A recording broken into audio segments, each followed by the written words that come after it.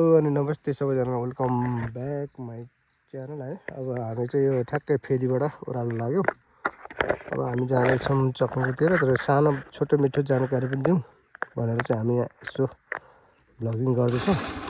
अब हामी कस्तो बाटो बनेछ हेर तलतिरपट्टि हेर्दै हेर्दै अवलोकन गर्दै जाउँ।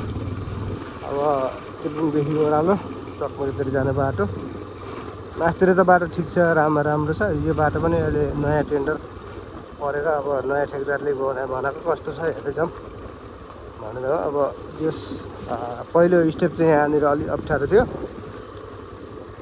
यो अहिले माथिबाट बालु हालेर राखेको ठाउँ यहाँबाट थियो पहिला, अहिले चाहिँ यहाँबाट तलबाट लगाइएको तेर्सो बनाएको एकदम राम्रो बाटो बनाइएको छ यहाँ।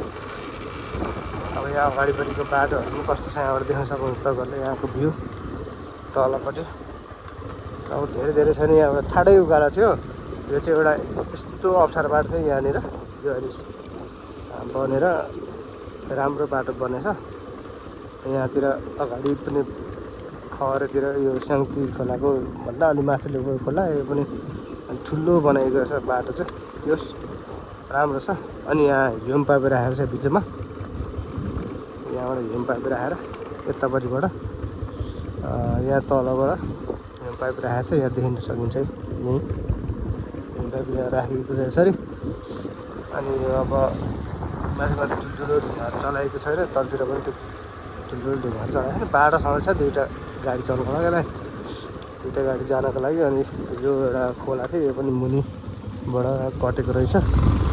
यहाँ राम्रो जाली बनाएर बाटो एकदम सजिलो बनाएको छ। यहाँ पहिला धेरै गाह्रो अप्ठ्यारो बाटो थियो, अहिले धेरै सजिलो बनाएको छ। पुरै तेर्सो छेउछेउमा चाहिँ पुरै उ बनाएको छ ड्रेन। यहाँ पुरै चिप्लो बाटो हुन्थ्यो, अहिले पुरै यहाँनिर उहरू बिछाएर ग्राभल जस्तो बिछाएको छ, छेउछेउमा देखिरहनु भएको राम्रै रहेछ बाटो। यस्तै हो बाटो, गाउँतिर बाटो बन्दैछ। दियोस् अलिक खुसी पनि लाग्छ यस्तो देखाउनु पाउँदाखेरि।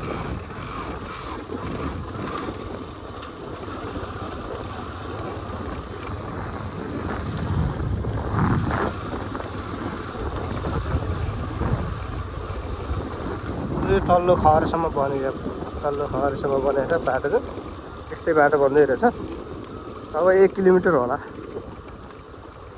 लगभग 2 करोड चान्चनको कि कतिको यो चाहिँ यो जना चाहिँ बाटो उकासेर तलबाट थियो बाटो, अहिले माथिबाट कटिङ गरेर उकासेर बनाएर छ। अब यहाँ तल ग्याबिन जाली हाल्ने होला, जाली साली राखेर माथिपट्टि वालसाल लगाएर बनाउँदै जोस्। बाटो कोही ठाउँमा उकासिएको छ, कोही ठाउँमा चाहिँ अब डाउन गरेको छ, कोही ठाउँलाई माथि गरेको छैन, कोही ठाउँ तल गरेको छ। त्यसले गर्दाखेरि बाटोलाई अलि लेभलमा ल्याउन सजिलो हुन्छ। हेभी गाडीहरू आउँदाखेरि सरर आउन सक्छ। पहिला चाहिँ ठाडै उकालो कि त ठाडै ओह्रालो थियो, अब अहिले चाहिँ एकदम बनाएको छ, राम्रै बनाएको छ। अब योभन्दा पछिपट्टि एउटा खहर छ, त्यहाँसम्मको चाहिँ म भ्लग बनाउँछु। तलतिरपट्टि बाटो एकदमै बिग्रेको छ, यहाँभन्दा धेरै बिग्रेको छ तलतिर झन्।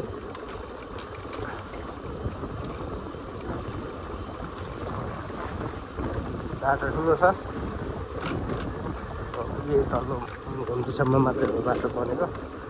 यहाँसम्म त्यो ड्रेन पनि बनिसकेको छ, यहाँसम्म कटिङ सटिङ गरेर बाटो चौडा गरिदिएर यो सायद यो वर्षको अन्तिमसम्म, यो आर्थिक वर्ष भनौँ न यसलाई, नयाँ वर्ष। अब आर्थिक वर्ष चाहिँ अब यो कहिले असार मसान्तबाट सुरु हुन्छ क्या, त्यतिखेरसम्मको लागि चाहिँ यहाँ बन्ने हो क्या अरे। यहाँबाट चाहिँ अब पहिल्यैको सुरुको जस्तो अवस्था थियो त्यही बाटो हो अगाडिपट्टि गएपछि। हामी चाहिँ यहाँसम्मको, मैले भ्लग चाहिँ यहाँसम्मको लिएर आएँ। भ्लग कस्तो लाग्यो, भ्लग यदि मनपर्छ भने लाइक कमेन्ट सेयर सब्सक्राइब पनि गरिदिनु होला जन्मभूमि भ्लग युट्युब च्यानललाई। र फेसबुक पेजबाट हेर्दै हुनुहुन्छ भने फेसबुक पेजलाई पनि फलो गरिदिनु होला भन्दै आजको भ्लगबाट बिदा हुन जान्छ। हस्त नमस्ते, बाबा सबैजना।